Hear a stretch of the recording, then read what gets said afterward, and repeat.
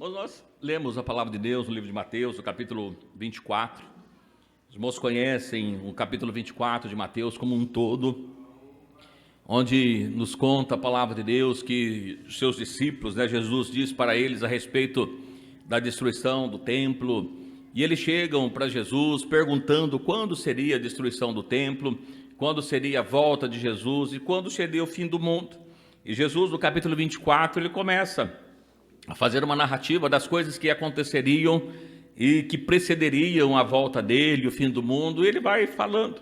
E aqui no capítulo 24, no versículo 32, que nós lemos nesta noite, ele nos fala a respeito de uma parábola, comparando uma figueira, e depois, mais abaixo um pouquinho, no versículo 34, ele diz que não passaria esta geração sem que todas essas coisas aconteçam, ou seja, dentro do contexto do capítulo 24, acontecendo todas as coisas narradas na palavra do Senhor Jesus, a respeito da volta dele, da vinda dele, a respeito do final do mundo. E aí fica para nós aqui, nós gostaríamos de estar tratando com os irmãos a esse respeito nessa noite. Eu não sei se dá para a gente falar sobre parábolas ainda nesta noite, mas por que Jesus utilizava as parábolas para falar, o que significa essa parábola da figueira e que geração se refere a essa volta de Jesus. Porque se nós olharmos e vendo aquilo que Jesus falou, Jesus já disse isso há muito tempo atrás, aproximadamente 2000 anos atrás, que Jesus falou sobre isso.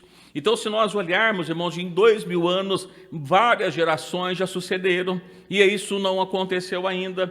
E às vezes nós olhando para a palavra de Deus, nós vamos ler aqui, falando, lendo a palavra de Deus, o apóstolo Pedro falando que muitas pessoas escarneceriam, falando a respeito de onde está a promessa da volta do Senhor, porque desde a antiguidade já ouvimos falar da volta de Jesus e perguntar para os irmãos ter certeza de que alguém diz assim, olha, mas será que Jesus vai voltar mesmo? Porque desde que eu era pequenininho, a gente ouve falar da volta de Jesus e o tempo passa, ele não veio, será que ele vai voltar mesmo, E às vezes causando dúvida nas pessoas, e a palavra de Deus diz assim, errais, não conhecendo as Escrituras e nem o poder de Deus. E muitas vezes, irmãos, esses assuntos são um pouco espinhosos, as pessoas não gostam de tratar. Um dia eu estava conversando com alguém e falou, as pessoas ficam falando sobre escatologia, porque não tem o que falar, A gente fica pensando, ou porque muitas vezes a gente não quer e não tem paciência para meditar na palavra de Deus. Outro dia, do nosso irmão Edivaldo, lendo sobre o livro de Apocalipse, assim, olha, não celes as profecias deste livro. E muitas vezes, irmãos, a gente começa a ficar preocupado porque a gente quer entender as profecias de Apocalipse. Eu já disse, não tem jeito de nós entendermos as profecias de Apocalipse se nós não conhecermos a palavra de Deus como um todo, conhecer o Velho Testamento, conhecer os profetas, conhecer a lei, conhecer do que estava falando, as figuras que estão descritas no livro de Apocalipse. E ficamos muitas vezes perdidos, e muitas vezes as pessoas, olha, o tempo vai passando, nós vivemos uma época tão complicada, irmãos, difícil, porque a Bíblia fala que o amor de muitas pessoas esfriaria, por multiplicar a iniquidade. Então a gente observa que é exatamente o que tem acontecido. A palavra de Deus usa outras parábolas a respeito de Ló, quando ele sai ali da cidade, para que depois Deus mande fogo, enxofre, a respeito dos dias de Noé. O que isso tem a ver com a volta de Jesus? E aqui,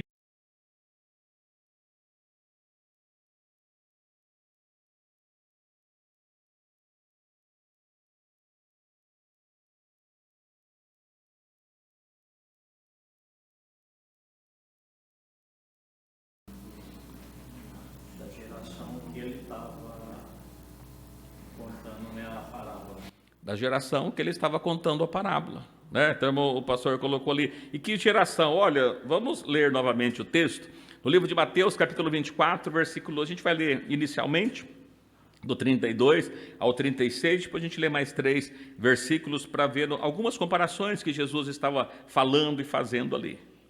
No livro de Mateus, capítulo 24, versículo 32, eu vou ler o 32, depois os irmãos lêem 33, 34, 35, 36, para que cada um possam ler e acompanhar, e meditar, participar. Peço aos irmãos, a Bíblia nos diz que a gente erra porque a gente não conhece as Escrituras e nem o poder de Deus, e muitas vezes a gente não sabe, não pergunta, e a gente pensa que sabe, muitas vezes vai ficando. Então, durante o decorrer do estudo, quando nós estivermos falando, se por acaso surgir alguma dúvida, né, os irmãos podem perguntar. Os que acompanham pelo Facebook também pode perguntar, a gente só não responde ao vivo porque não está vendo, né? Mas a gente responde depois, e a gente entender o que diz aqui a palavra de Deus. Ele diz assim: aprendei, pois, essa parábola da figueira, quando já os seus ramos se tornam tenros e brotam folhas, sabei que está próximo o verão. Igualmente, quando virdes todas essas coisas, sabei que ele está próximo às portas. Em verdade vos digo que não passará esta geração sem que todas essas coisas aconteçam. O céu e a terra passarão, mas as minhas palavras não vão de passar. Porém, daquele dia e hora ninguém sabe, nem os anjos do céu, nem o Filho, mas unicamente o meu Pai. Vamos perceber aqui então que, como disse para os irmãos, estava tratando anteriormente da volta dele, da destruição de Jerusalém, que aconteceu no ano 70, depois da volta dele do fim do mundo. Ele vai tratando dessas coisas. Depois, nesse ponto específico, ele traz para nós uma explicação, dizendo assim: aprendei esta parábola. O que é uma parábola? História, uma comparação, um enigma, alguma coisa que a gente precisa entender. Tanto é que Jesus falava tanto por parábolas, e nós vamos ler aqui mais para baixo um pouquinho o texto. Por que Jesus falava por parábolas? Para aqueles que não eram seus seguidores, ouvindo, não entendessem o que eles estavam falando. Olha que coisa interessante. Quem que entende as coisas de Deus? A Bíblia fala que as coisas de Deus, elas são discernidas espiritualmente, não carnalmente. Então Jesus falava, e depois chegava sempre os seus discípulos em particular e perguntava para Jesus: Senhor, o que é que o Senhor disse? Ele explicando o que estava acontecendo, e falava sempre por parábolas, até no final próximo à sua morte, que ele não fala mais em parábola mais abertamente, mas até então ele sempre falava por parábolas. Então ele diz assim: olha, aprendei, pois, esta parábola da figueira. Então a gente precisa entender figueira primeiro. O que é figueira? Uma árvore que dá figos, né? Então dá fruto, figo é figueira. Mas que nação que é comparada com figueira na Bíblia? A nação de Israel, assim como ela é comparada como outras, oliveira, né? Como a de uva lá, como é que chama? O pé de uva, videira, né? Muitas vezes é falada sobre esse respeito, e também da figueira. Então dizendo assim: olha, aprendei, pois, com Israel. Perceba isso. Mas assim, aprender o que com Israel? O que a gente tem que aprender com Israel? Perceba que ele podia ter falado, ele assim: perceba que, olha para Israel, quando a figueira os seus ramos se tornam tenros e brota folhas, né? O que é isso? Olha, depois de um período que cai todas as folhas, todas as árvores, na verdade, né? Passa por esse período. Nós temos um período, se não me engano, é outono, não é isso? O outono, o que acontece com as árvores? Elas caem, as folhas, e depois no verão elas brotam novamente. Então, por um período, ela fica ali apenas o tronco, não tem fruto, não tem folhas, não tem nada, depois brota. Então, assim, olha, quando chegar o verão, quando estiver próximo o verão, né, brotarem as suas folhas, sabeis que está próximo o verão. Quando começar a brotar as folhas em Israel, perceba então que está chegando o verão. Aí fica para nós aqui, é um enigma que Jesus deixou. Se eu tenho que olhar para Israel, quando ele começasse a brotar, eu precisaria saber que está chegando o verão, ou seja, está chegando a volta de Cristo. É a primeira coisa que ele fala para nós. E depois, assim, igualmente, né, assim como você deve olhar para Israel, vede todas as coisas que eu falei, quando isso, que está no capítulo 24, anterior ao 32, quando todas aquelas coisas estiver cumprindo, ele assim: olha, saber que está próximo, às portas. Quando tudo aquilo que ele falou estiver se cumprindo, ele está às portas para que possa entrar. E aqui ele continua: em verdade vos digo que não passará esta geração sem que todas essas coisas aconteçam. Ou seja, a volta de Cristo. Como muitas vezes nós já pregamos, como muitas vezes pessoas dizem que a qualquer momento Jesus pode voltar. Irmãos, não pode voltar a qualquer momento, porque Jesus deixou para nós coisas escritas na palavra de Deus, que a volta de Cristo precisaria ser cumprida, todas aquelas profecias. Perceba que muitas das figuras, ou quase todas, ou melhor, todas as figuras do Velho Testamento levam a Cristo. E muitas das figuras da sombra, né, que nós vemos ali, nós falamos outro dia sobre sombra, realidade. O que é uma sombra? Existe uma realidade, por trás existe uma sombra. A gente mostra que tem uma sombra ali no chão da harpa, mas a harpa é essa aqui, né? E o Velho Testamento é trazido para nós como uma sombra das coisas futuras. E muitas das coisas se cumpriu em Cristo, outras ainda hão de se cumprir. E o que ele está dizendo? Que a geração, né, não passaria esta geração. Qual geração? Da figueira brotando. Então a gente olha para a figueira brotando. Quando a figueira brotar, nesta geração de que a figueira brota, aí está próximo de acontecer, né? Olha, não passará essa geração sem que tudo aconteça. O céu e a terra vai passar, mas as minhas palavras não passarão. Porém, daquele dia e hora, ninguém sabe. Evidentemente que nós não sabemos o dia, não sabemos a hora, mas nós precisamos ver, e a Bíblia nos fala que Jesus falou para os seus discípulos: ó, vocês sabem discernir os tempos e as estações, olhando para o tempo, se vai chover, se vai fazer frio, se não vai, olhando para o tempo. E de igual modo, Deus nos dá para nós pistas para que nós possamos estar olhando os tempos. Então perceba que a geração que Jesus falou não era a geração dele. A geração que Jesus falou é a geração da figueira brotando. É isso que a gente precisa ter na nossa mente, para que nós possamos entender então quanto que está chegando a volta de Jesus, né? E nós vamos falar, mas a figueira já brotou, né? Por que ele trata da figueira brotando, né? Nós vamos falar um pouquinho mais abaixo, mas ainda ele traz para nós algumas informações para nós percebermos. Ainda no Mateus 24 nós lemos até o 36. Na sequência aí, do 37, 38 e 39, vamos continuar lendo, que ele traz para nós ainda parábolas, fazendo comparações, enigmas, para que nós pudéssemos estar entendendo um pouco sobre essa geração que Jesus estava falando, ok? No livro de Mateus 24, 37 diz assim: e como foi nos dias de Noé, assim também será a vinda do Filho do Homem. Verso 38 e 39, alguém pode ler. Porquanto, assim como nos dias anteriores ao dilúvio, comiam, bebiam, casavam e davam-se em casamento, até o dia em que Noé entrou na arca. Não perceberam até que veio o dilúvio, e levou a todos, assim será também a vinda do Filho do Homem. Mas perceba que Jesus continua falando por parábolas, por enigmas. Ele diz: olha, como foi nos dias de Noé. A gente observarmos os dias de Noé, né, a gente vai dizer, Noé está escrito lá no livro de Gênesis, logo no começo, falando sobre o dilúvio. E a gente perceba no Novo Testamento, explicando sobre eles, falando que o Noé é o pregoeiro da justiça, ou seja, ele pregou sobre a destruição, ele pregou que a terra seria destruída pelas águas, mas nós observamos que as pessoas estavam ali, anteriores ao dilúvio, estavam comendo, bebendo, casando, dando-se em casamento, até o dia que Noé entrou na arca e não perceberam. Então perceba que a volta de Cristo, o arrebatamento da igreja é semelhante, é parecido com o que acontecia nos dias de Noé.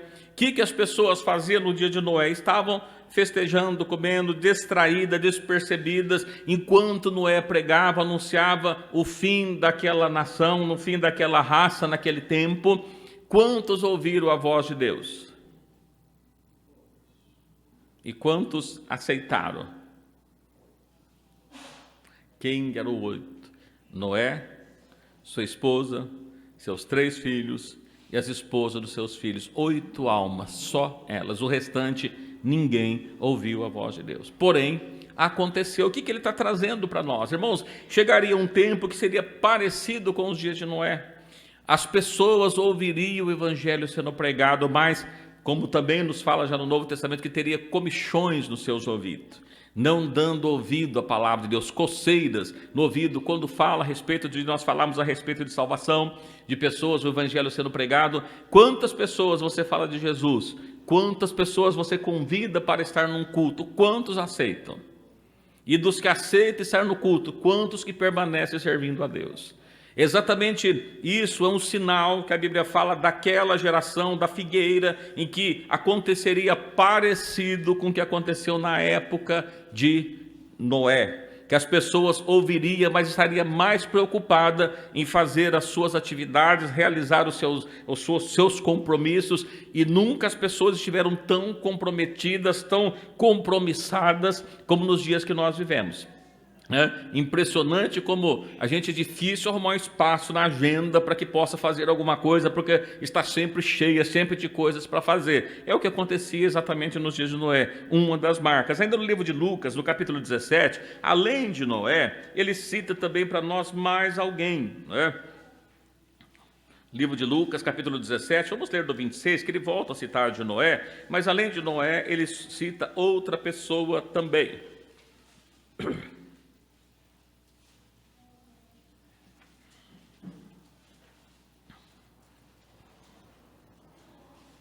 Lucas 17, 26, Lucas 17, 26, nos diz assim: e como aconteceu nos dias de Noé, assim também será nos dias do Filho do Homem. Verso 27, pode ler, dos irmãos?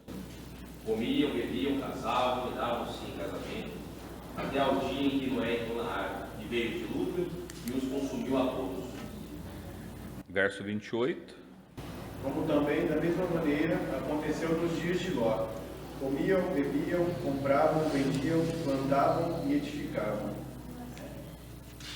No dia que Ló saiu de Sodoma, choveu do céu fogo e enxofre e consumiu a todos.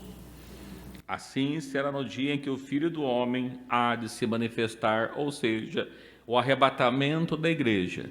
Acontecerá coisas parecidas com o que estava acontecendo na época de Noé, mas além de Noé, que nós já citamos, também nos dias de Ló. E o que acontecia nos dias de Ló, irmãos? Perceba, comia, bebia, comprava, vendia, plantava, edificava, tudo o que estava acontecendo também nos dias de Noé. Mas além, se nós percebermos alguma coisa, o que acontecia mais nos dias de Ló?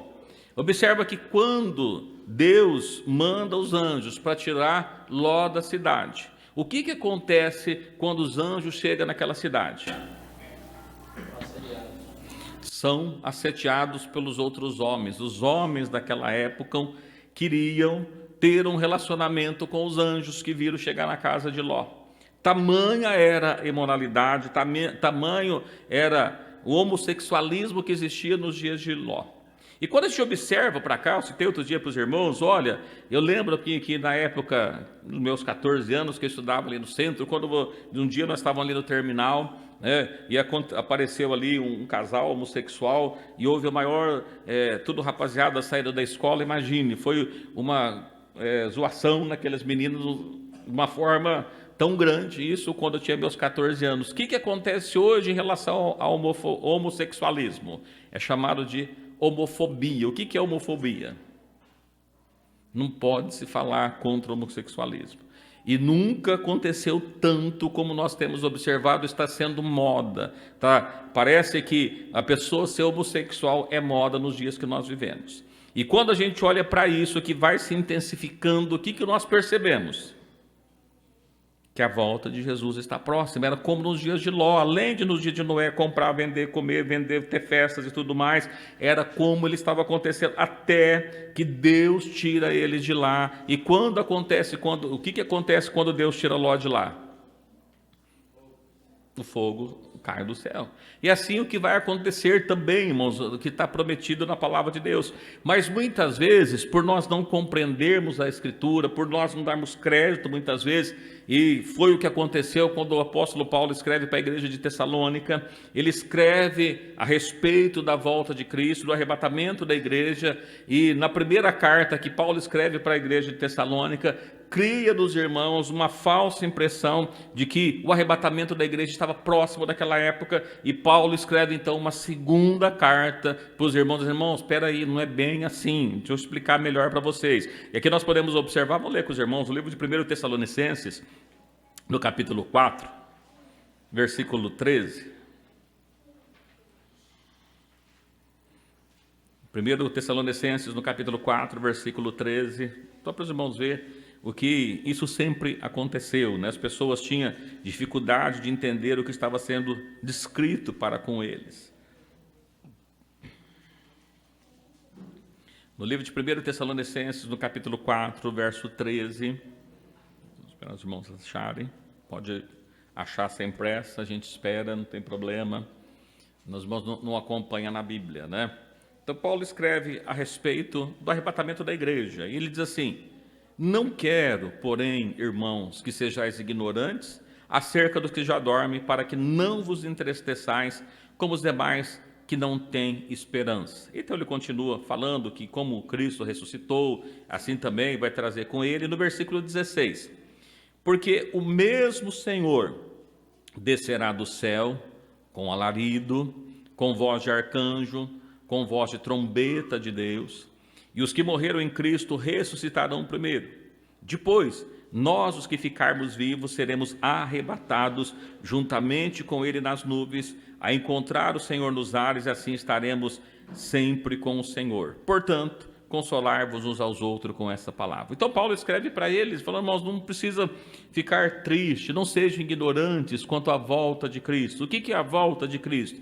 O arrebatamento da igreja, quando Cristo voltar, e ele descreve aqui: porque o mesmo Senhor descerá do céu com alarido, voz de arcanjo, trombeta de Deus, e essas trombetas nós podemos perceber, elas tocando, acontecendo lá no livro de Apocalipse, né? Ele tratando dessas coisas, se os que morreram em Cristo ressuscitarão primeiro, depois nós, os que estivermos vivos, seremos arrebatados juntamente com eles nas nuvens. Então a gente percebe o seguinte: olha, Paulo diz assim: não fique triste com o que já morreu, porque na volta de Cristo, o arrebatamento da igreja, primeiro ressuscita-se os mortos, e depois, na sequência, os que estão vivos, são arrebatados juntamente com os que morreram e vai encontrar com Cristo nos ares. Esse é o arrebatamento da igreja, vai ser desse jeito, e aí, desde o arrebatamento da igreja para frente, nós vamos estar sempre com Cristo, nunca mais vamos nos apartar dele, e aí, consolar-vos uns aos outros com essa palavra. Ele escreve a esse respeito.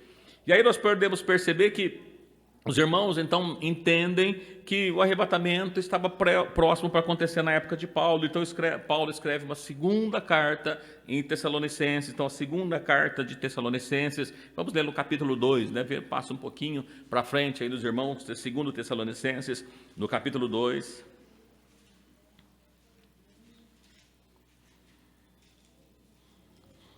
Segundo Tessalonicenses, capítulo 2, vamos ler desde o versículo 1, né?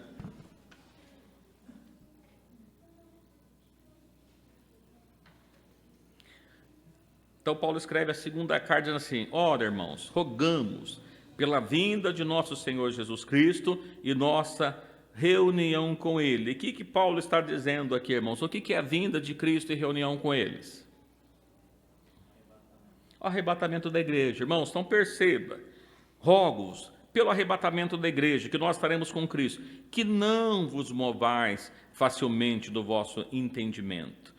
Então permaneçam, não vos perturbeis, quer por espírito, quer por palavra, quer por epístolas, como de nós, como se o dia de Cristo estivesse perto. O que Paulo está escrevendo para eles? Diz assim: irmãos, não movam, não fique aí perturbado, não se afaste da presença de Deus, porque o dia de Cristo não está perto. Não é desse jeito, né? Não foi escrito para vocês falando quanto ao arrebatamento da igreja, mas ainda não é para esse momento. Por que não é para esse momento? Ele vai explicar na sequência, assim: ninguém de maneira alguma vos engane, porque não será assim.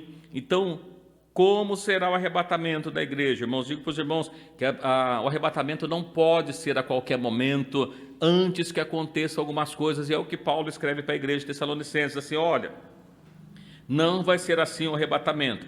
Antes do arrebatamento tem que acontecer algumas coisas. O que é a primeira coisa que ele trata? Vem a apostasia. O que é apostasia?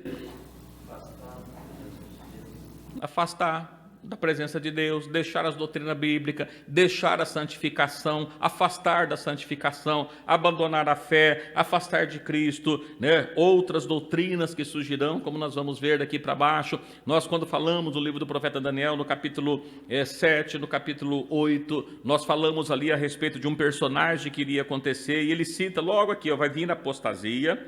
E além da apostasia, né, depois de deixar as doutrinas bíblicas, depois de deixar a santificação, depois de deixar a presença de Deus, depois de buscar o revestimento do Espírito Santo, por isso, irmãos, que nos dias que nós vivemos, a igreja precisa estar revestida do poder de Deus. Quando nós observamos lá no livro de Apocalipse, falando a respeito das testemunhas que estarão profetizando, o que elas têm na vida dela? Elas têm o Espírito de Deus, estão cheias do poder de Deus. As igrejas que é mencionada, né? Nós vemos que as lâmpadas ali precisam estar acesas. Quando nós lemos no capítulo 25 de Mateus ainda, o que nós percebemos? Havia ali virgens, havia igreja, né? Pessoas que estavam esperando a volta de Cristo, porém, parte delas estava sem azeite, estavam frias. E quando nós observamos que quando vem o noivo e chama, e quem entra no repouso, quem entra nas bodas? Só quem tem azeite. O que é azeite? Espírito Santo. Perceba que nem todo, por isso que a Bíblia assim, nem todo aquele que diz Senhor, Senhor, entrará no seu reino. Mas Senhor, no teu nome eu expulsei demônios, Senhor, no teu nome eu curei enfermos, Senhor, no teu nome, apartai-vos de mim, não vos conheço. O que faz com que as pessoas entrem para as bodas do Cordeiro, ou seja, no arrebatamento, é aqueles que têm o Espírito Santo na sua vida. Por isso que a Bíblia fala que nunca pode faltar o óleo sobre a nossa cabeça. O Espírito de Deus precisa ser constante na nossa vida. Não basta ser batizado, não basta estar no hall de membros da igreja, precisa estar cheio do poder de Deus. E aqui ele vai dizendo, primeiro vem a apostasia. Não existe, irmãos, apostasia maior do que pessoas até que se consideram religiosos, porém estão vazios, não estão com o Espírito Santo. A gente observa essas coisas que nos tempos de Jesus, ele trazendo para nós, quando Jesus andava, quem foi que crucificou Jesus? Religiosos, né? A gente observa lá que Pilatos assim, eu não acho nele culpa nenhuma. E o que eles dizem? Não, segundo a nossa lei ele tem que morrer. Ele precisa morrer, são religiosos. Quando nós observamos para cá, apostasia, nós estamos falando, não estamos de forma nenhuma falando de pessoas que não conhecem a Deus. Apostasia, nós estamos falando de pessoas que sim, conhecem a Deus, mas que se afastaram da fé, que estão longe da graça de Deus, que não estão obedecendo a palavra de Deus. Então, assim, uma forma do arrebatamento, como nós já falamos nos dias de Noé, no dia de Noé, está todas essas coisas relacionadas. Ele traz aqui, olha, vem a apostasia, e aí se manifeste o homem do pecado, o filho da perdição. Quem que é o homem do pecado, o filho da perdição? Onde nós já vimos falar disso? O anticristo, que está lá no capítulo 12 de Apocalipse, que lá fala de duas bestas, né? E essas bestas que é tratada, essas bestas que ela levanta, que ela tem 7 cabeças e 10 chifres. Quando nós lemos o profeta Daniel, nós observamos no capítulo 7 que existe lá 4 animais que nós estudamos. Irmãos, lembram dos 4 animais? O leão, o urso, o leopardo, que tinha 4 cabeças, o último animal espantoso, que tinha uma cabeça com 10 chifres, e depois ele considerando aqueles chifres, 3 são derrubados e levantam um chifre pequeno, que ele engrandece muito e começa a falar blasfêmias. E depois ele faz guerra aos santos e vence. Quem que é? É esse que Paulo está tratando, o chifre pequeno, de capítulo 7, capítulo 8 do profeta Daniel. É esse que nós estamos falando aqui, esse chifre pequeno que cresce, que faz guerra com os santos e cresce, e vence, né? Vai fazer guerra com os santos e vence. E Paulo trata desse aqui como o homem do pecado, o filho da perdição. Nós até mencionamos com os irmãos, né, quando nós falamos dos animais, lá que é mencionado no capítulo 7, que são 4 animais, mas somando a cabeça dos animais, dá quantas cabeças? Uma cabeça do leão, uma cabeça do urso, 4 do leopardo, então 2 com 4, 6, uma do animal terrível e espantoso, 7 cabeças. Quantos chifres tem na cabeça do animal terrível e espantoso? 10 chifres. Quantos chifres tem a besta? 10. Quantas cabeças? 7. Está falando das mesmas coisas, né? Então, por isso que a gente precisa entender. São 7 cabeças e 10 chifres, a besta de Apocalipse, capítulo 12, que vai se levantar lá, depois a gente fala outro dia sobre a besta, só para a gente não sair daqui. Esse homem do pecado, o filho da perdição, que é também o chifre pequeno de Daniel, que é a besta de Apocalipse, o qual se levanta e opõe tudo o que se chama Deus ou se adora, de sorte que sentará como Deus, no templo de Deus, querendo parecer Deus. Uma perguntinha: esse homem já apareceu? Não. Então a vinda do Senhor pode acontecer hoje? Não. O homem não apareceu, embora a apostasia tenha se manifestado, mas ainda ficará pior, né? Até que apareça esse homem. Então, lembrai-vos dessas coisas quando estava convosco, e agora vós sabeis o que detém. Aí nós observamos o versículo 6, irmãos, olha que coisa interessante. E agora, vós sabeis o que detém, para que a seu próprio tempo seja manifestado. Não vai ser manifestado. Tem algo que está segurando, tem algo que não deixa esse homem do pecado, esse filho da perdição, o chifre pequeno, a besta de Apocalipse se manifestar ainda. O que é? Ele vai dizer, tem alguma coisa que está segurando, não chegou o tempo dele, mas vai chegar o tempo determinado. Significa o quê? Que Jesus já determinou um tempo para que isso aconteça. E nós olhamos no capítulo 7 de Daniel, nós encontramos que qual era o tempo? Nós observamos que tem a última semana de Daniel 9:27 para ser realizada. Nós falamos de 70 semanas, não lembra? Que 69 já aconteceu e falta uma semana, e é tratado no capítulo 7, que ele fala de tempos e tempos e metade de um tempo, que faz guerra contra os santos. Os irmãos lembram disso? Né? Mais ou menos? O outro não lembra nada? Né? Falamos sobre isso, né? Os que não viram, olha lá no canal, né? Está lá gravado lá, para que os irmãos possam assistir. Então, no tempo determinado vai ser manifestado naquele tempo. E aqui ele vai dizendo, o ministério da injustiça opera. Só há um que agora resiste até que seja tirado. E então será revelado o iníquo, a quem o Senhor desfará pelo assopro da sua boca, aniquilará com o esplendor da sua vinda. Quando esse homem do pecado vai ser desfeito? Na vinda de Cristo. Né? Então nós observamos lá que eles fazem guerra contra os santos e vence. E a pessoa, mas a gente não passa pela grande tribulação? Sim, a gente passa pela grande tribulação, porque ele só vai ser desfeito na volta de Cristo, na vinda de Cristo, né? E aí ele vai tratando o restante, né? E aí nós observamos que tem um tempo para que isso vai acontecer, e Paulo escrevia naquela época para a igreja de Tessalonicenses, né? Olha, não é essa geração. Isso não vai acontecer agora. Eu escrevi na primeira carta falando a respeito do arrebatamento da igreja, mas não é para agora. E com isso, irmãos, o que acontece? O tempo foi passando e as pessoas dizem assim, acho que é mentira, não vai acontecer nada disso não, porque já falaram alguns e nada disso aconteceu. Aí o apóstolo Pedro também escreve falando a esse respeito. Vamos ver o que o apóstolo Pedro fala para nós? 2 Pedro, capítulo 3, eu perguntei da geração, evidentemente, mas para que a gente possa entender isso que diz aqui a palavra de Deus. 2 Pedro, capítulo 3.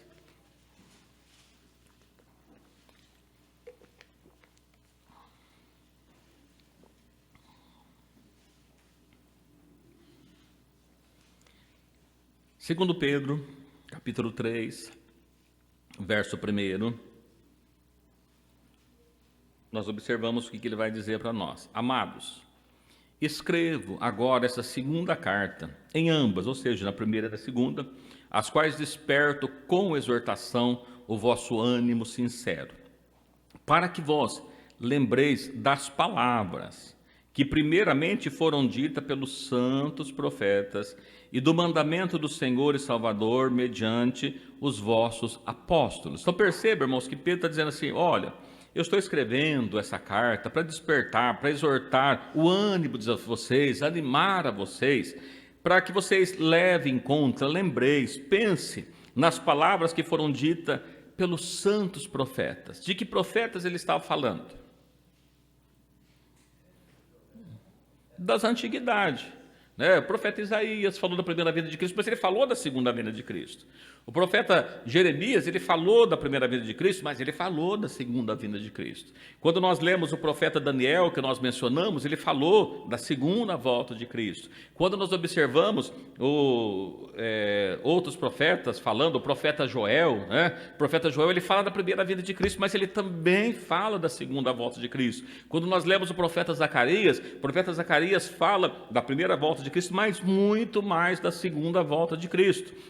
Quando nós lemos o profeta Ageu, ele falando da glória do segundo templo, ele fala do momento da reconstrução, mas ele fala também da segunda volta de Cristo. Então, quando nós olhamos os profetas, que profetas falaram da segunda volta de Cristo?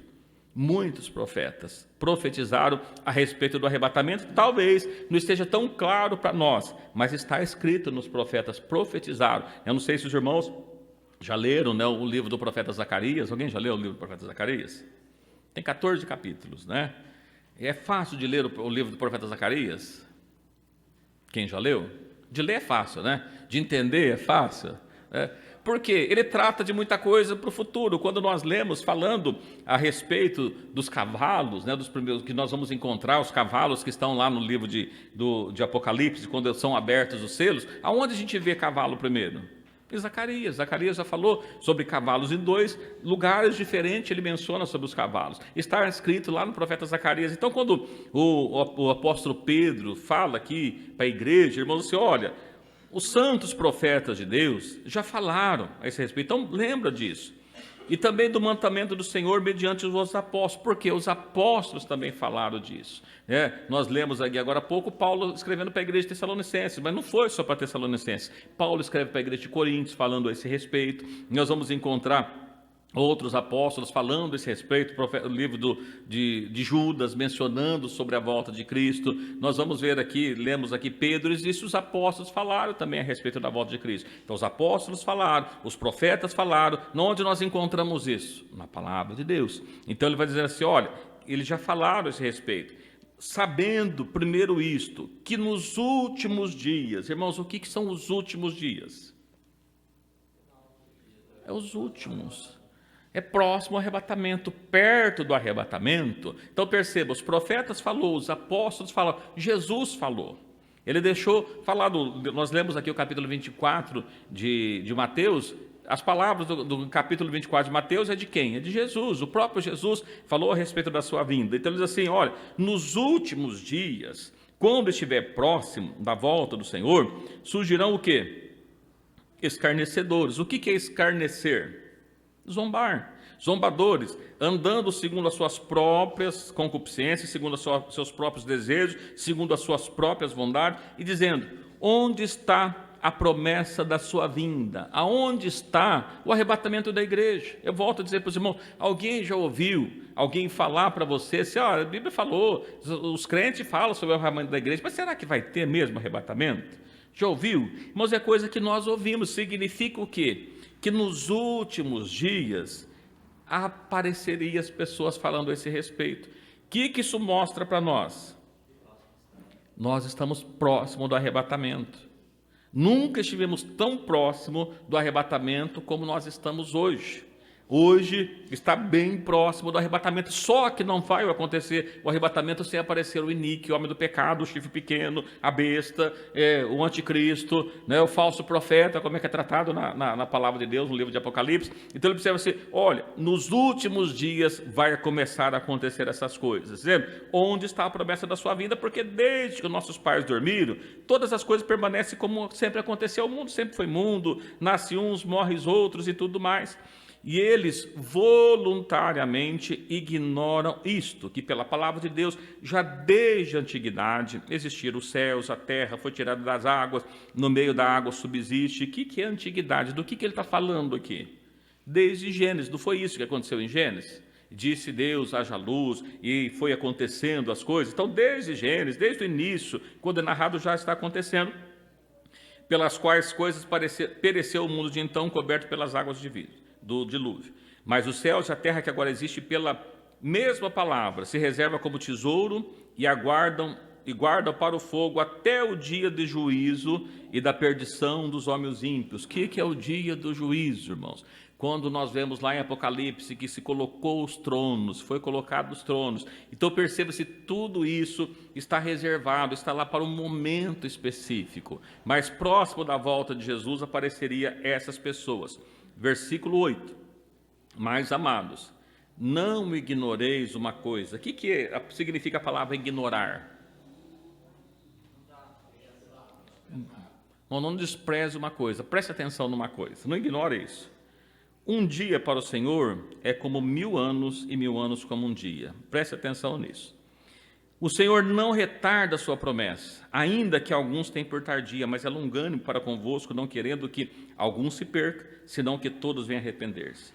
Mas o dia do Senhor, o arrebatamento da igreja, virá como o ladrão de noite. E quando nós lemos essa expressão, nós falamos sobre a volta do Senhor como ladrão. E lá em Apocalipse ele diz assim: se não vigiares, virei a ti. Não lembra o texto? Se não vigiares, verei a ti como ladrão. Até quando nós falamos sobre isso, eu perguntei para os irmãos, e se a gente vigiar? O ladrão, irmãos, ele pega a pessoa quando ela está distraída. Mas se estiver vigilante, ele não vai pegar. Então perceba que o dia do Senhor virá como ladrão à noite, no qual os céus e a terra passarão com grande estrondo, os elementos ardendo se desfarão, a terra e suas obras nela se queimarão. Tudo isso descrito no profeta Joel, tudo isso descrito em Apocalipse e outros profetas falando sobre isso. E aqui, irmãos, eu chamo a atenção dos irmãos, olha por quê que Pedro, falando a respeito do arrebatamento da igreja, falando que nos últimos dias aconteceriam várias coisas, ele chama atenção para uma coisa em especial. Irmãos, não ignore. Uma coisa é importante vocês lembrar. O quê? Um dia é como 1000 anos. Parece uma coisa simples, né? Um dia como 1000 anos, então tá bom. Mas isso Pedro escreveu só por escrever? Nós vamos ver que essa expressão já encontra também nos Salmos, foi deixado essa expressão para nós. Se nós observarmos aqui, então, do que ele está tratando, se um dia como uma semana, como 1000 anos, quantos dias nós temos na semana? 7 dias. Isso tem alguma coisa a ver com a geração? Tem. Né? Perceba que tem tudo a ver com dias. A volta de Cristo olha para os dias, preste atenção nos dias, olhe para as semanas, né? É isso que Pedro está deixando muito claro, irmão. Vai surgir pessoas zombando, vai pessoas dizer onde está a volta do Senhor, essas coisas vão acontecer assim, mas lembra de uma coisa: um dia para Deus é como 1000 anos. Essa informação é importante a gente ter em mente, porque não é à toa que Pedro escreve: não ignore isso, guarde isso, preste atenção nisso, ok? Mas vamos ler então mais um pouquinho, para nós entendermos umas coisas. Livro do profeta Isaías, no versículo 46, capítulo 46, Isaías, capítulo 46, versos 9 e 10.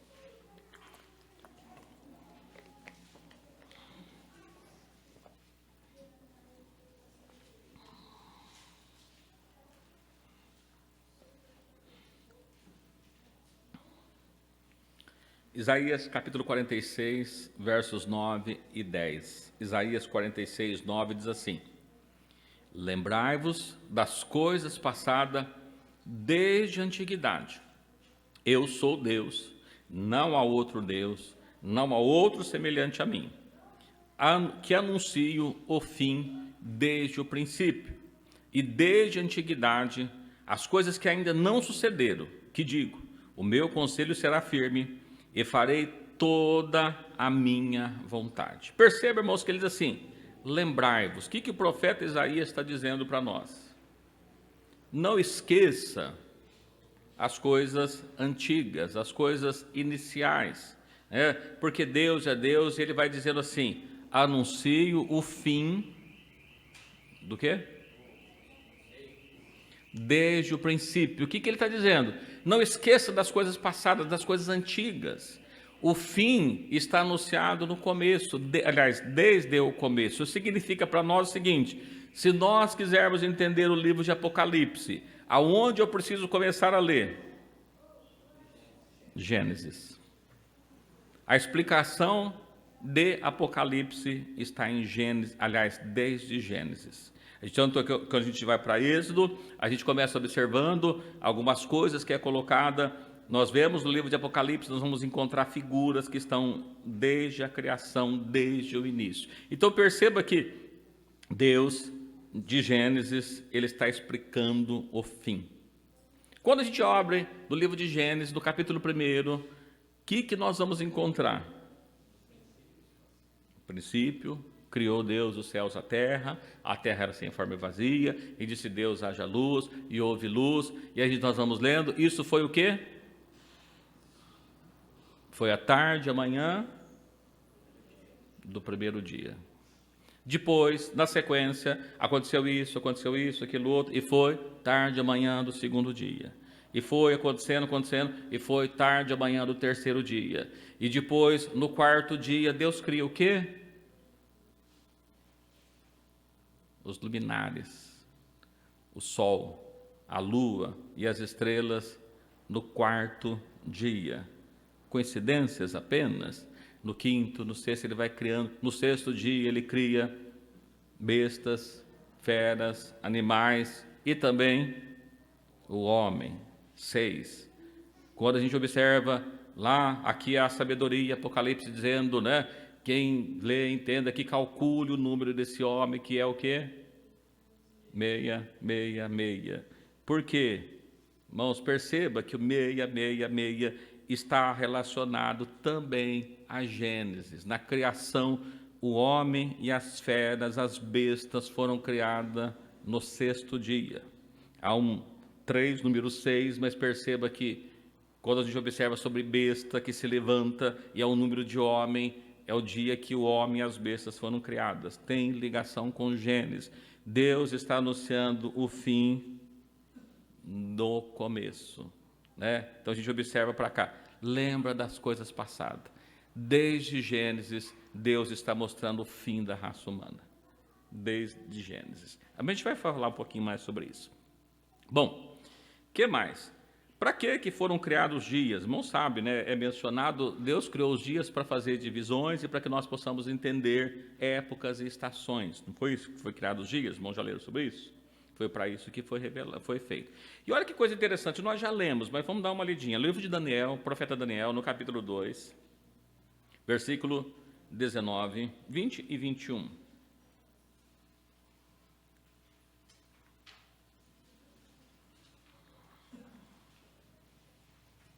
E a gente vai falar um pouquinho por que Deus fala sobre enigmas, tá, irmãos? A gente vai falar um pouquinho sobre esse respeito, para que a gente chegar na geração e entender o que Deus estava falando para nós.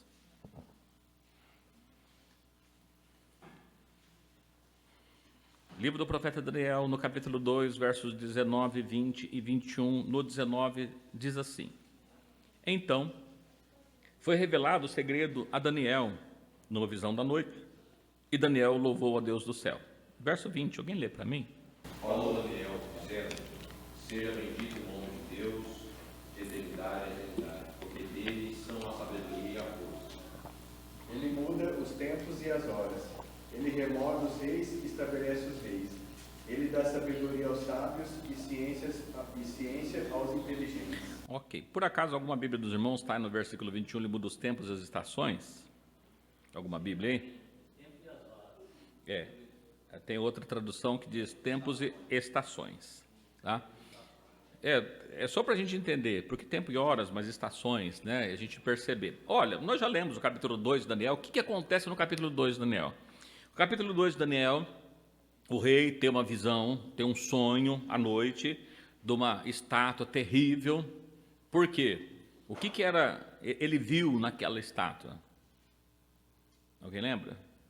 Ele viu uma estátua que tinha uma cabeça de ouro, o peito e os braços de prata, o ventre de bronze, né?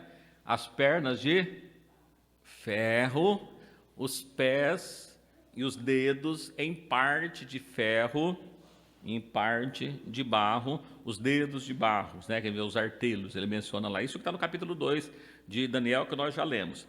E aí, perceba que ele diz assim, olha, foi revelado os segredos a Daniel, o enigma, que ninguém sabia. Ele busca e Deus mostra para ele aquilo que estava oculto. E o que é que Deus mostra para Daniel? Olha, assim, perceba que ele diz assim, que Deus muda os tempos, as estações, remove os reis e estabelece rei. Dentro daquela estátua que nós percebemos, o que havia naquela estátua? Reinos. A cabeça, ó rei, é tu, é a Babilônia, a cabeça de ouro. Depois de ti virá outro rei menor. O que era o outro reino? Depois da Babilônia? Medos e persas. E depois virá um outro de bronze, que era a Grécia, né? E depois da Grécia, o reino de ferro, Roma, né? Embora não é citado lá, mas é Roma. E depois virá um outro reino, que será mais fraco, por quê? Ele será misturado com ferro e barro. E na época daquele reino, vai acontecer uma coisa, uma pedra é cortada sem mão, atinge nos pés da estátua, desfaz toda a estátua, aquela pedra, acontece o quê? Se torna um grande monte, e o seu domínio é um domínio eterno. Aquele monte é o reino de Cristo, que é estabelecido conforme nós estabelecemos. Então nós temos lá os 4 reinos, o pé, que é mencionado, que é de barro e ferro, que tem 10 dedos, que é o reino do anticristo, onde estão 10 reis ou 10 chifres, que é mencionado na cabeça dos animais, que nós já mencionamos. Mas só para os irmãos dizer o seguinte, olha, que Deus, ele diz assim, revelou para ele o segredo. Havia um segredo, e Deus mostrou para ele todos os reinos, a partir da Babilônia até o reino milenar, que é aquele monte que cresce, aquela pedra que é cortada sem mãos, que está lá no capítulo 2 de Daniel. Muito bem. E aí ele diz assim, olha, ele fala de tempos e estações, houve o tempos e estações que era revelado e Deus vai mostrando e ele trata disso. Ainda no livro de 1 Crônicas, capítulo 29, nós vamos falar, já disso se der tempo, né? 1 Crônicas 29...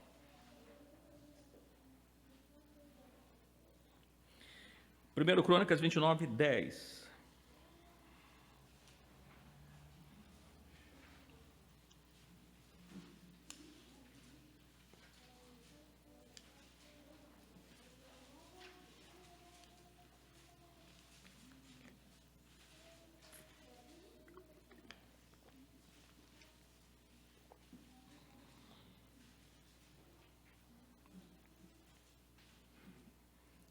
Amém? Diz assim, pelo que Davi louvou ao Senhor perante os olhos de toda a congregação e disse, bendito és tu, Senhor, Deus de nosso Pai Israel, de eternidade em eternidade. Nós encontramos, irmão, esse termo em outros lugares também, mas eu peguei só para a gente... O que Davi estava falando? Por que eternidade em eternidade? O que é eternidade? Eternidade é uma coisa que não tem fim, não é? Então pega aqui, não tem fim. Então, é sempre eterno, mas ele fala de 2 eternidades. Por que 2 eternidades? Eternidade em eternidade. Porque existiu a eternidade até que no meio da eternidade, ou melhor, em algum ponto da eternidade, Deus abre um espaço, abre um parênteses e cria o quê? O mundo, a terra. Porém, essa terra ela tem um início e tem um fim, já está determinado o fim da raça humana, já está determinado. E depois volta o quê? A eternidade, continua a eternidade. Mas nesse período de tempo, Deus abriu um espaço e colocou nós, que fazemos parte da raça humana, na nossa época, agora em 2023, né, que estamos aqui, mas Deus colocou nós, toda a raça humana, entre um espaço, mas havia uma eternidade e continuará tendo uma eternidade que esse espaço de tempo se acabará. O que determina o tempo? Dias e horas. No nosso mundo, nós temos... Como é que a gente conhece a cronologia, o cronos, o tempo? Não é? Pelo dia e hora. Como é que a gente sabe que dia que é hoje? Hoje é quinta. Mas por que hoje é quinta?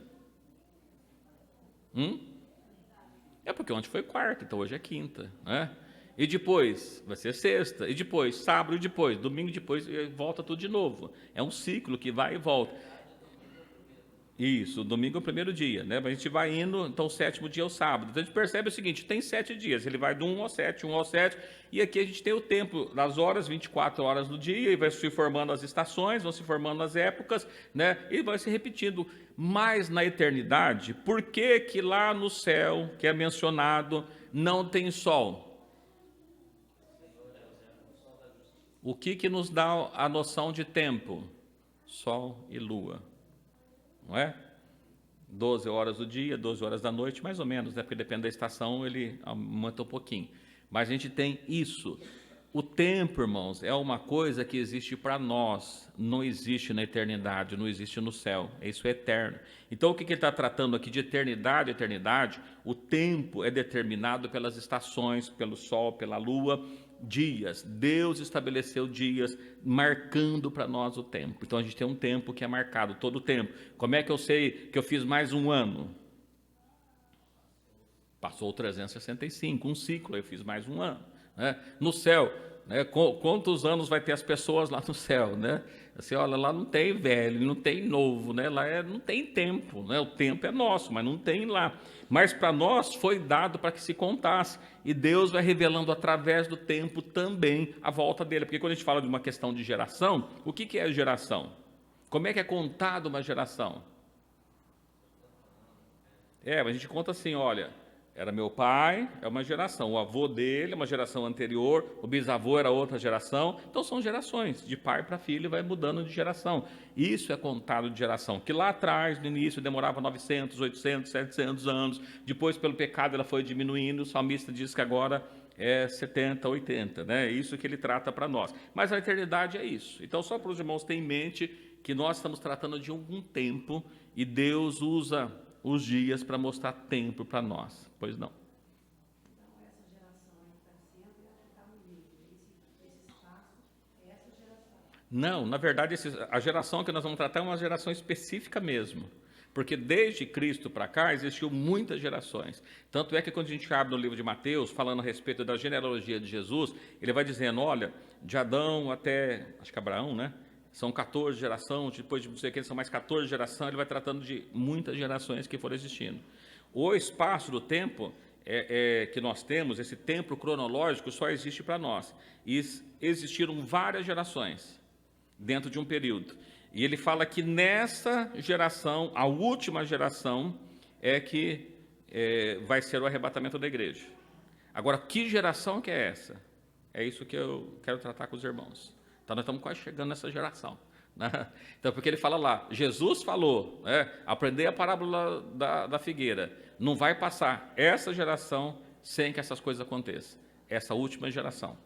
Agora, a questão que nós estamos falando, qual que é a última geração? Porque, perceba, Paulo escreveu, olha, vocês estão aí preocupados, né? Mas a volta de Cristo não é agora, vai demorar um pouco. Tem que aparecer o homem do pecado primeiro. Mas quando que o homem do pecado, o iníquo, vai aparecer? Na última semana de Daniel, lembra? A última semana de Daniel? Mas quando que começa a última semana de Daniel? Será que falta muito? A gente está falando isso tudo só para a gente entender aqui. Nós vamos quase lá, né? Mais uns 2 meses a gente chega lá, né? Coisa rápida. Mas aí, olha para você, mas por que Jesus então não falou claramente? Porque, irmãos, nós observamos que nas parábolas não era para todos. Olha aqui que o Salmo 78 diz. Vamos ler o Salmo 78. Salmo 78, 1, 2.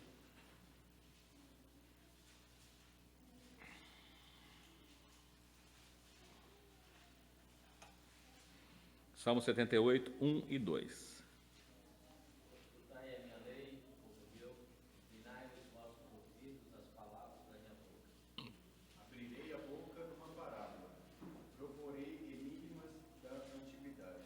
Olha, ele está falando que, olha, povo meu, escuta as minhas palavras da minha boca, eu vou falar numa parábola, vou propor enigma da antiguidade, enigma antigo. É isso que ele vai estar tratando. Marcos capítulo 4, verso 11.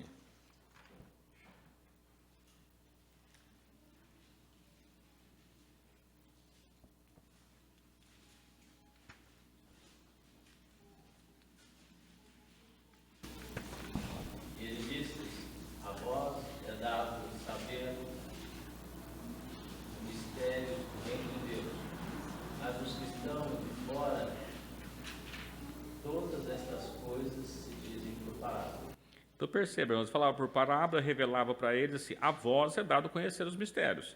Aos que estão fora, eles vão entender que continua com parábolas, continua com enigma. Para quê? No versículo 12, para que vendo, veja e não perceba, ouvindo, ouça, não entenda, para que não se converta, lhe seja perdoado os pecados. Perceba que diz, olha, aqueles que não fazem parte do povo de Deus, ele continua sem entender os enigmas, as parábolas. E por isso que Jesus falou por parábola. Qual que é a parábola da figueira? Ele falou por parábolas. Né? Então muitas pessoas não conseguem entender. Quando a gente olha, irmãos, aqui para as parábolas, veja que Jesus sempre falou por parábolas. Observa que Jesus ele falou da parábola de Jonas. Olha, essa geração pede um sinal, mas não será dado outro sinal senão do profeta Jonas. Do que ele estava falando? Da sua morte. Ele queria morrer, mas que ao terceiro dia, assim como Jonas esteve 3 dias e 3 noites no ventre da baleia, ele também estaria, o Filho do Homem estaria no ventre da terra. Então, depois, ressuscitaria. Ele falou a respeito dele, mas ressuscitou. Ele citou aqui, a respeito dos dias de Noé, no dia de Ló, que nós já mencionamos. Quando nós vemos no caso de Paulo, Paulo também falou muitas vezes sobre parábolas. Percebe que ele fala nas cartas dele a respeito de Sara e Agar. Não já leram Paulo falando sobre Sara e Agar? Que ele diz assim, Agar era escrava, a escrava não herdou. Mas vós sois filhos da promessa, são filhos de Sara. Havia dizendo a respeito a Sara e Agar. O que significava Agar? A velha aliança, a escrava, o povo que estava lá no Antigo Testamento. E no Novo Testamento que nós estamos, olha, é Sara, representado em Sara. Havia essas duas pessoas. Ele fala do primeiro Adão e do segundo Adão. Quem que era o primeiro Adão? Era Adão que pecou lá no Éden. Quem que era o segundo Adão?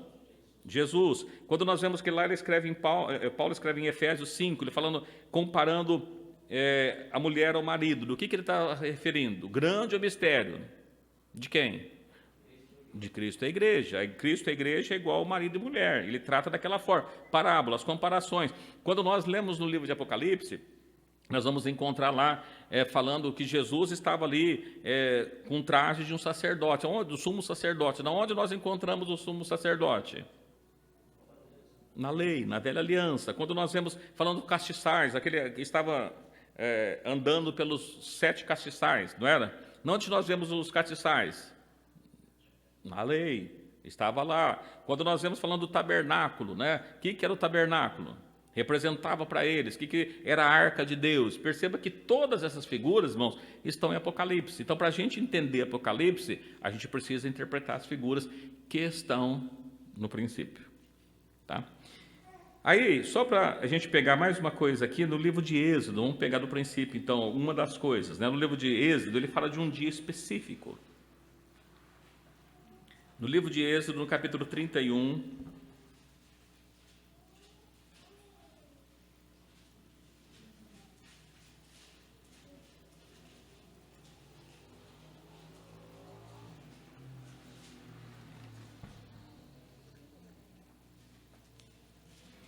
Êxodo capítulo 31, versículo... Vamos ler aqui do versículo 13 a seguir. Tu, porém, fala aos filhos de Israel, dizendo, certamente guardarei os meus sábados, porquanto é um sinal entre mim e vós nas vossas gerações, para que saibais que eu sou o Senhor que vos santifica. Verso 14. Portanto, guardareis o sábado, porque é santo para vós. Aquele que o profanar certamente morrerá, porque qualquer que nele fizer alguma obra, aquela alma será eliminada do meio do seu povo. 6 dias se fará a obra, porém o 7º dia é o sábado do descanso. Santo é o Senhor. Qualquer dia do sábado fizer obra, certamente morrerá. Guardarei, pois, os sábados dos filhos de Israel, celebrando os sábados por gerações, por concerto perpétuo. Entre mim e os filhos de Israel será um sinal para sempre. Pois em 6 dias fez o Senhor os céus e a terra, e o 7º dia descansou e restaurou. Bom, por que eu estou lendo de sábado? Às vezes a pessoa é para guardar o sábado. Não, nós já falamos sobre o dia de sábado, que Cristo, ele se cumpre em Cristo, Cristo é o nosso descanso. Mas veja aqui que ele fala. Na criação, no livro de Gênesis, ele fala que ele anuncia o fim desde o começo. A primeira coisa que Jesus começa fazendo, que Deus começa fazendo no livro de Gênesis, é criação de coisas em dias, fazendo em dias. E nós observamos que o mundo, toda a obra de Deus foi feita em quanto tempo? 6 dias. E o sétimo era para ser descansado. Por quê? Ele trata aqui que o sábado é santo, que é dia de descanso e restauração. Ele foi santificado, abençoado por Deus o dia de sábado.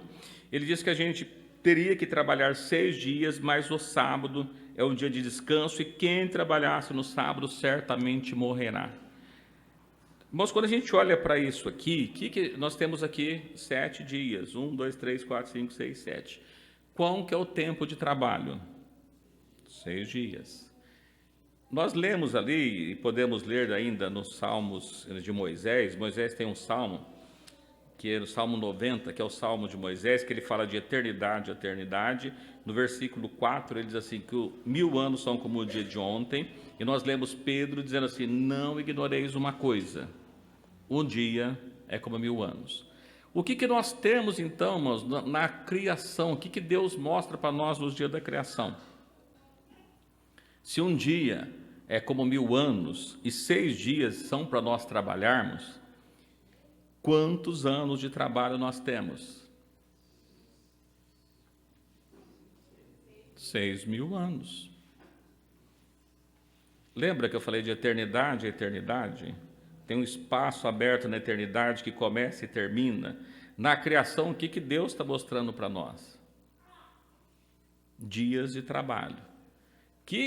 Quando nós lemos o Apocalipse, que fala que tem o arrebatamento, e o que acontece depois do arrebatamento? Tem um período de quanto tempo?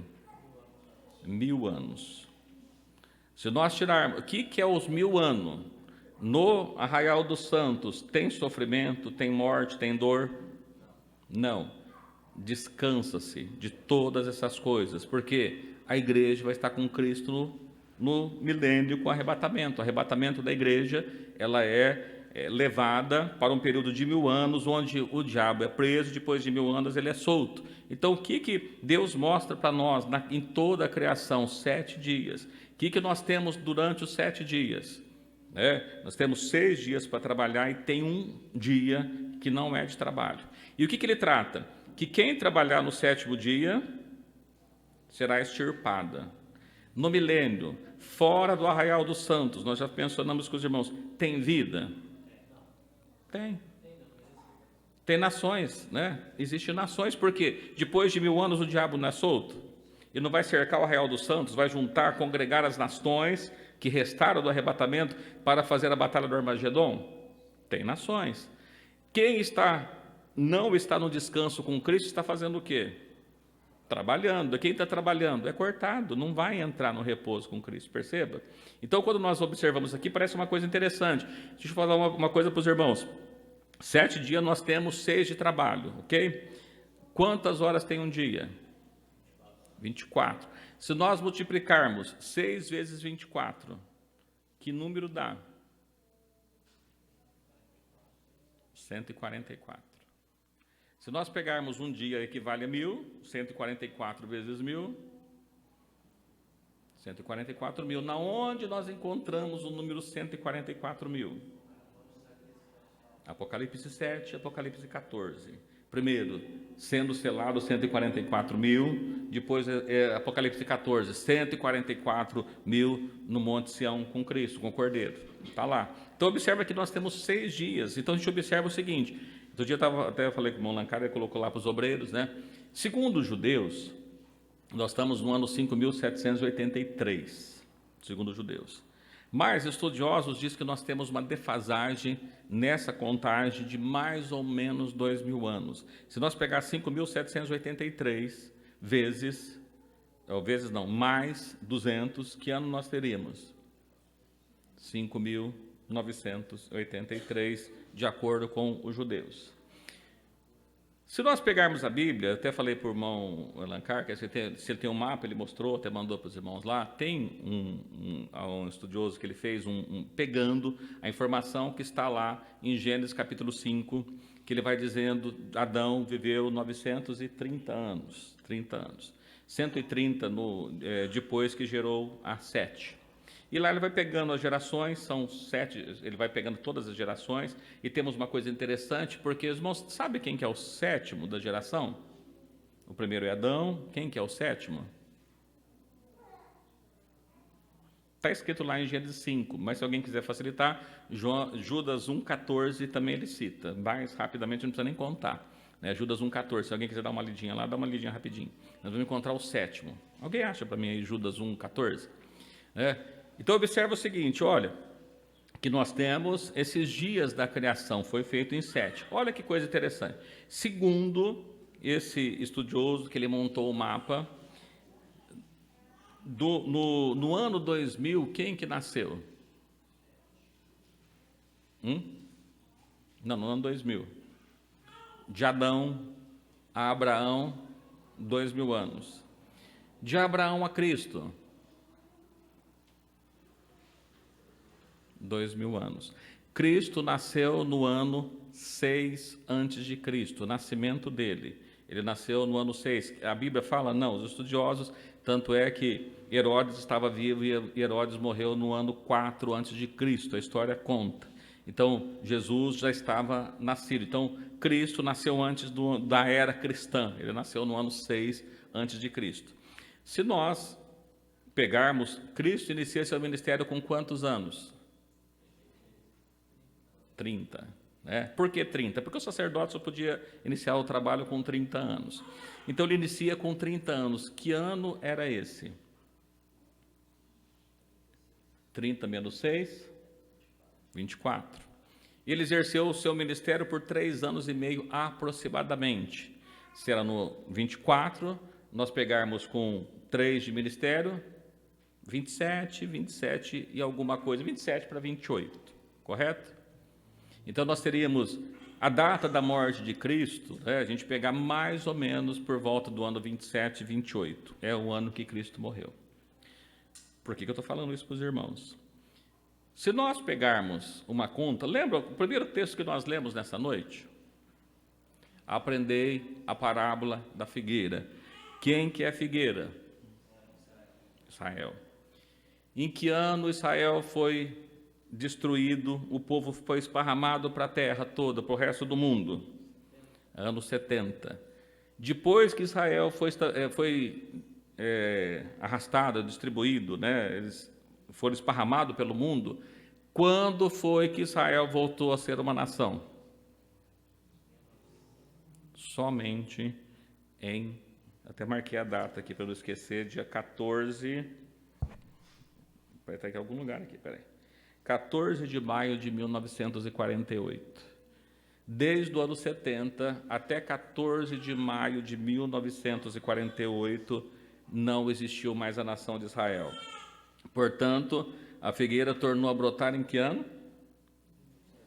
1948. Se nós pegarmos o Salmo 90, versículo 10, diz assim, a duração de nossa vida é de 70 anos, e se alguns pela sua robustez chegares a 80, o melhor deles é enfado e canseira, pois passa rapidamente. E ainda ele trata, quem conhece o poder da tua ira, do que se trata a ira de Deus? Apocalipse, as 7 taças da ira de Deus. Então perceba que ele está tratando de alguma coisa para lá. Irmãos, tem muitas coisas aqui, agora vai passando. Mas só para a gente lembrar, olha, a nação de Israel, que ele fala de aquela geração da instalação de Israel, Israel brotou em 1948. Se a geração dura 70 a 80 anos, se nós pegarmos 1948 mais 70, dá que ano? 2018, passou. Se é 80, entre 2018 e 2028 é uma geração. Ok. Se Cristo morreu por volta do ano 27, 28, e nós entendermos que os dias da criação, portanto, Cristo veio em que dia? Ele veio no dia 4, que é no 4º século, no 4º milênio, melhor dizendo, no 4º milênio. Jesus nasceu, olha, do ano 0 ao ano 2000 nasceu Abraão. De Abraão a Cristo, 2000 anos. Portanto, Cristo veio em que ano? Por volta do ano 4000. Se ele veio, e os cálculos estão corretos, 6 antes de Cristo, e viveu, exerceu seu ministério, morreu por volta do ano 27, 28, 2000 anos se dá quando?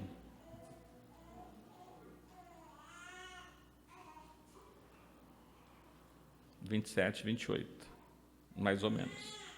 Pastor, você está dizendo que Cristo vai voltar no ano 2027, 2028? Não estou dizendo isso. Eu estou dizendo que, biblicamente, a gente olhando os dias da criação, olha que coisa interessante. Eu disse para os irmãos que no dia 4 foi criado Sol e Lua e as estrelas. O que simboliza a Lua? Velha aliança. O que simboliza o Sol? Nova aliança. Cristo é o quê? O Sol da justiça. Cristo veio em que dia? 4, ano 4000. Perceba que tem a ver com os dias da criação do mundo. Por que eu estou tratando isso com os irmãos? Irmãos, que os sinais que a Bíblia nos dá é que não temos muito tempo. Não estou dizendo que é 2027 e 2028, não. Estou dizendo que pode ser uma grande coincidência, mas Israel foi estabelecido em 1948, 70 anos deu 2018, 80 dá 2028.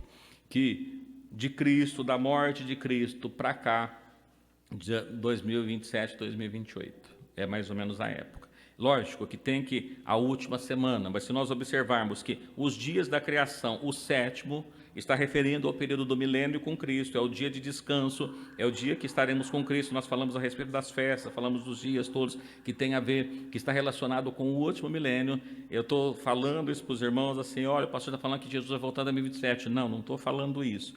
Eu estou dizendo que nós provavelmente estamos na última geração, não haverá uma geração posterior. Porque ele fala desta geração, a geração em que a figueira brota. A figueira brotou nesta geração. Se nós pegarmos os dias da criação, que é como 1000 anos, significa que nós temos 6.000 anos de trabalho. O 6º milênio, nós estamos na virada do 6º para o 7º. O 7º milênio é o tempo de descanso com Cristo, que a igreja estará com Cristo. Significa que nós não temos muito mais tempo para estar pecando, para estar desobedecendo, para estarmos vazios, para estar sem o Espírito, porque não falta tanto tempo assim. O pastor está colocando medo de nós? Não, de forma nenhuma. Eu gostaria que os irmãos lessem, eu pulei alguns versículos aqui, eu não li todos, mas que a gente pudesse ver, né, o que ele está colocando para nós aqui, né? Adão foi criado, de Adão até Abraão, 2.000 anos, de Abraão a Cristo, 4.000 anos, de Cristo para cá, a segunda volta de Cristo, 6º dia, o final do 6º dia, que o sinal nos mostra para nós, olhando os dias da criação, veja que nós lemos lá que o 7º dia, nós lemos aqui, falando que o 7º dia é um sinal, não é isso que nós lemos no texto agora há pouco, em Êxodo 31, fala que o 7º é um sinal para sempre, porque 6 dias fez o Senhor os céus e a terra, ao 7º descansou e restaurou. Ou seja, o que é restaurar? Voltar à origem. O que é a origem? Eternidade. O que é o futuro? A eternidade, voltar à eternidade. O 7º dia marca o retorno para a eternidade, para a volta, o início, né? Finalizando, evidentemente, o 7º milênio. Mas quando nós olhamos, o que falta, de acordo com Daniel 9:27, quantos dias falta? Aliás, quantas semanas falta? Uma. Né? O que vai acontecer nessa semana? Na primeira semana, na primeira metade da semana, é estabelecido, como nós falamos, o governo do reino do chifre pequeno. E depois, o que acontece na segunda metade? Faz guerra aos santos e vence. Quanto tempo as duas testemunhas estarão pregando na sua Jerusalém? 3 dias e meio, que são 3 anos e meio. Depois eles são mortos por quanto tempo? 3 dias e meio, né? 3 dias e meio, ficam seus corpos expostos na praça da grande cidade, e depois desses 3 dias e meio, vem o Espírito de vida e eles são levados ao céu. Sobe cá, e ele sobe. O que é o sobe cá? Arrebatamento da igreja, né? Então, é isso que eu gostaria de passar para os irmãos no dia de hoje, né, que Deus fala para nós através de parábolas, mas a gente só consegue entender o final que foi revelado quando? No início. Eu revelo o fim desde o início. No início nós temos a criação, os dias, né? Então, eu até falei para o irmão lá, eu estava olhando isso, tem um mapa, olha, eu vi isso aqui, eu me preocupei, né? Por quê? Irmãos, porque nós estamos na virada do milênio, do 6º milênio. Talvez pode, por erros de cálculos, alguma coisa, passar um pouco mais. Nós estamos dizendo com base num cálculo, num calendário que foi feito, que está ali dizendo que Cristo nasceu nessa época, então a gente está calculando mais ou menos os anos. Porém, se nós pegarmos a 70, 80 anos da figueira brotando, nós temos exatamente 80 anos, dando por volta do ano 2028, que por uma coincidência, ou não, né, também seria 2000 anos da morte de Cristo. Em Judas 1,14 lá que tinha falado, né? Interessante, né? Agora que eu vi que Enoque, Sim, ele não conheceu a morte, ele foi arrebatado. sim. É por isso que eu citei para os irmãos, olha, Enoque, o 7º, ele é o 7º. Perceba por que Pedro, né, Judas, faz questão de dizer que ele é o 7º. E o que aconteceu com o 7º? Ele não aprovou a morte, ele foi arrebatado porque ele andou com Deus. A igreja que anda com Deus, do 6º para o 7º, também será arrebatado. Do 6º para o 7º milênio, porque o último milênio é com Cristo, são revelados nos dias da criação, um dia como 1000 anos. É isso que Deus mostra, isso deveria ser guardado por eles toda semana, lembrando disso. Era o memorial que eles tinham de fazer. Para nós, irmãos, é um memorial. O arraial, as festas mostram para nós, quando nós falamos para os irmãos, lembra que a primeira festa, que era a Páscoa, a segunda dos ázimos, a terceira das primícias, toda se cumpriu em Cristo, porque Cristo morre na Páscoa. Cristo, ele tira o pecado, os ázimos, ele é o Cordeiro de Deus que estava ali. Que dia Cristo ressuscita? As primícias, Cristo a primícia, e depois nós, os que somos dele na sua vinda, é o que Paulo escreve lá em 1 Coríntios 15. Quando nós observamos, depois disso tem o Pentecoste, a festa do Pentecoste, que acontecia 50 dias depois da Páscoa. O que acontece no dia de Pentecoste? Atos 2, todos foram cheios do Espírito Santo. E depois dessas festas, qual que acontece? Agora só no mês 7, no dia 1º do 7, o que acontece no 1º do 7? Trombetas. E Paulo diz que ao toque da última trombeta, em Apocalipse fala de 7 trombetas. Então, na festa das trombetas, quando começa a se tocar as trombetas, do dia 1 até o dia 10, o que acontece no dia 10? No dia 10 nós temos uma outra festa, Lembra qual festa que tem?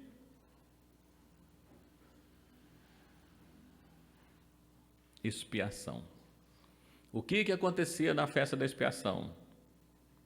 O sumo sacerdote estava no Santo dos Santos oferecendo o sacrifício, enquanto o povo estava na onde? Do lado de fora, aguardando a saída do sumo sacerdote do Santo dos Santos para a purificação dos pecados.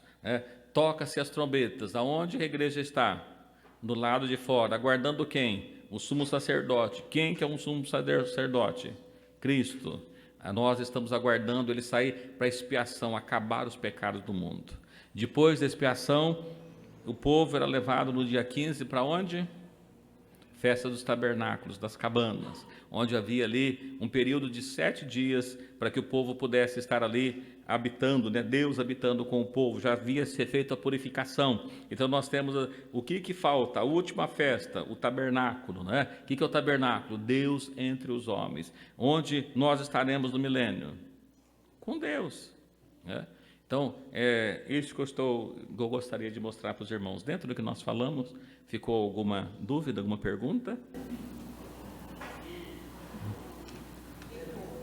Pois sim. Pastor, eu quero saber, lá no Novo Testamento, não tem dúvida que quando os mortos ressuscitarem, eles vão ressuscitar e vai subir junto com os que estão vivos, é isso? Sim. Os mortos ressuscitam primeiro e, na sequência, os vivos sobem para encontrar com Jesus, junto. Em corpos transformados. não no mesmo corpo, que Paulo escreve lá em 1 Coríntios 15, mas em que corpos virão? Olha, se vocês não sabem que tem um corpo terrestre e um corpo celeste, ele vai tratando ali, né? Cristo é as primícias. O que é a primícia? Lembra da festa das primícias? Pegava-se o feixe, santificava o feixe, o primeiro feixe, toda a colheita era santificada. Cristo fez isso, primeiro ressuscitou e depois toda a colheita dele. Nós somos plantação de Cristo. Amém? Podemos pôr um espelho aqui para os irmãos ver o rosto de vocês, né? Eu dei uma corridinha aqui, irmãos, talvez pode ter ficado alguma coisa meio na dúvida, né? Talvez pode não ter ficado muito claro, mas é que mostrar para os irmãos, porque a criação toda, ela se dá em 6 dias, o 7º é o dia de descanso, né? Que Deus está mostrando para nós? 6 dias de trabalho. A igreja, a nação, todo o povo tem 6 milênios para trabalho na terra, depois é levado com Cristo. E aí, depois do arrebatamento, vai para o céu? Não, a gente se encontra com Cristo nos ares e retorna para a terra. Para o período, o arraial dos santos é na terra, é isso que diz a palavra de Deus. Por quê? Quando as nações vão guerrear, que o diabo é solto, que volta para guerrear contra o arraial dos santos, o diabo não vai levar as pessoas para o céu para guerrear, é na terra mesmo. Tá bom? A Bíblia fala que nós seremos reis e sacerdotes e reinaremos com ele por 1000 anos. E estaremos com Cristo para todo sempre. 1000 anos reinando aqui, mas estar com Cristo para sempre, porque abre o espaço na eternidade. Sim? Aí, nesse caso, então a gente vai estar com o corpo celeste, né? Sim, e não vai envelhecer nunca mais, nem morrer. No milênio com Cristo não tem morte. Milênio sem Cristo tem. Interessante que a gente vai estar com o corpo transformado no milênio e todas as nações vai ver, vai se levantar e vamos dizer assim, os homens do mundo hoje vai se levantar contra nós com o corpo transformado. Sim, exatamente, né?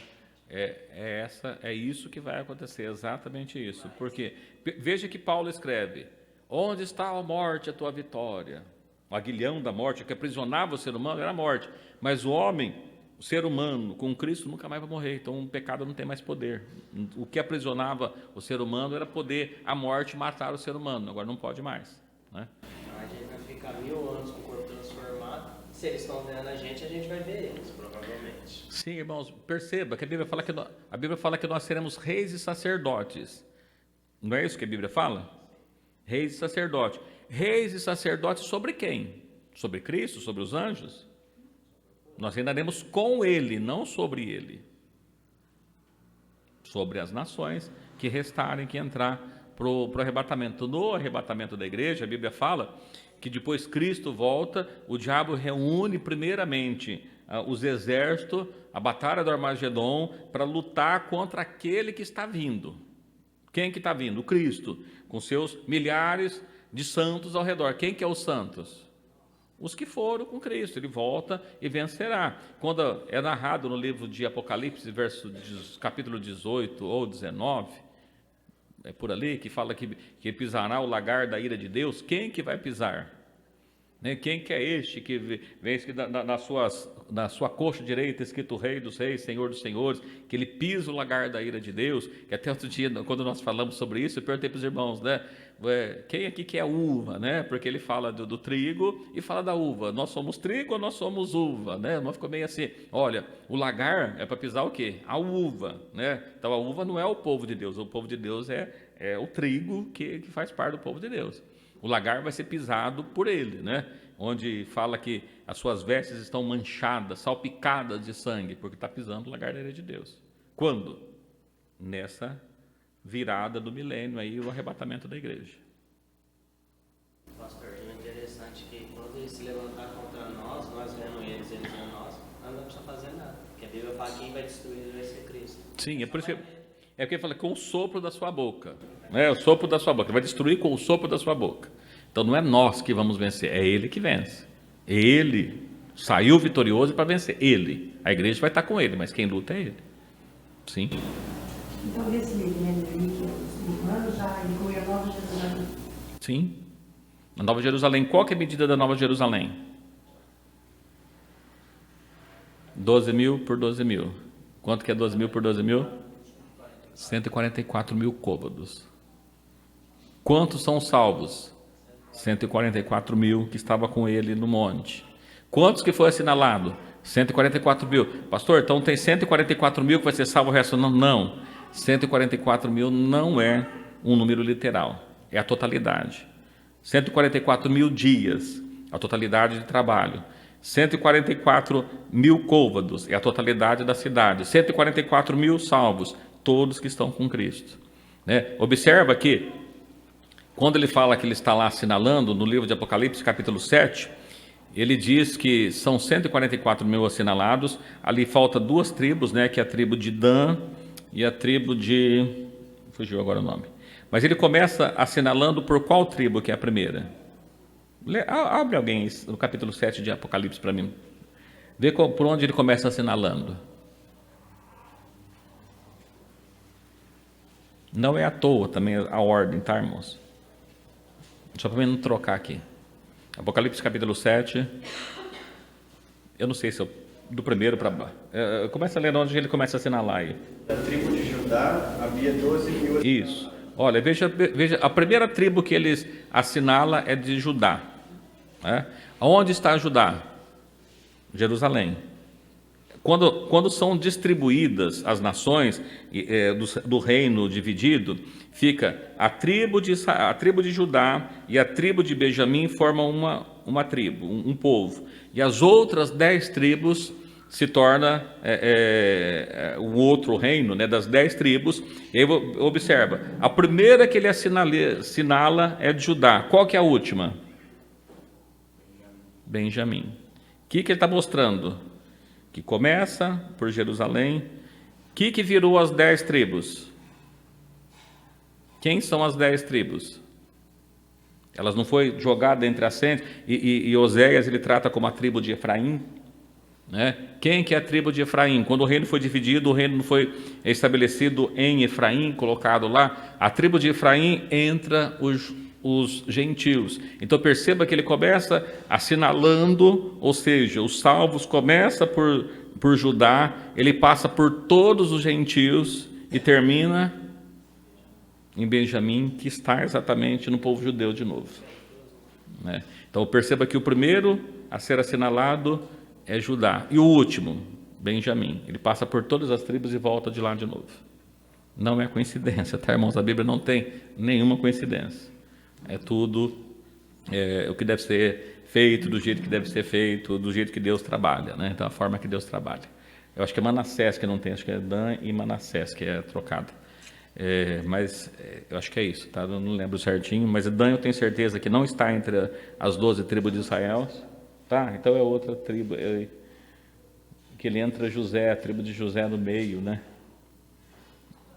Mas depois a gente olha direitinho qual que é. Eu sei que Dan é uma delas que não tem, ela tem a ver com a bênção que é dada para elas por lá no início da morte de Abraão, que é Abraão não de... antes o pai dele, como é que chama o pai dele? Jacó, que é Israel, ele dá a bênção, e a bênção de Dan é que Dan ele é comparado com a serpente, como uma cobra. Ele é uma cobra, e a serpente na Bíblia ela está falando do diabo, então ele não entra aí por esse motivo. E tem uma outra que me fugiu aqui agora, mas a gente pode falar depois, tá bom? É isso, irmãos, mas a hora passou um pouquinho, mas eu queria concluir isso. Ficou claro para os irmãos que a gente queria mostrar? Primeiro, de que geração nós estamos falando? De 48 a 28, é isso que está escrito lá.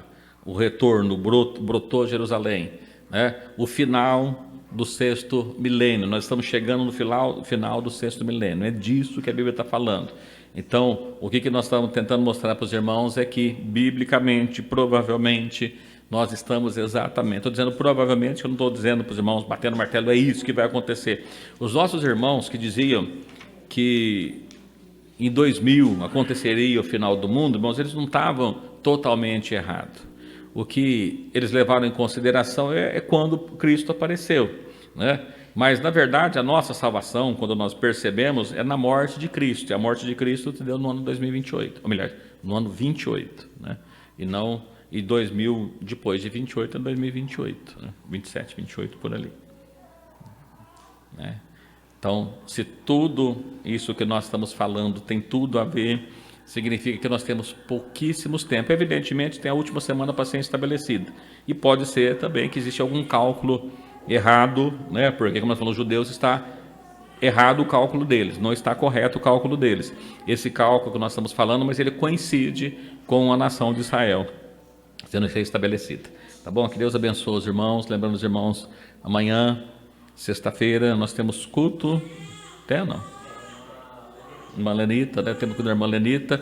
Sábado temos o culto no Jardim Marquese. Domingo nós temos a evangelização pela manhã. Nós teremos o batismo domingo em algum momento ali, depois da evangelização e na parte da tarde, né? Vamos achar o horário aí para se encaixar. E à noite, permitindo Deus, nós estaremos adorando a Deus. Que Deus abençoe a cada um dos irmãos que estão aqui, os irmãos que estão pelas redes sociais.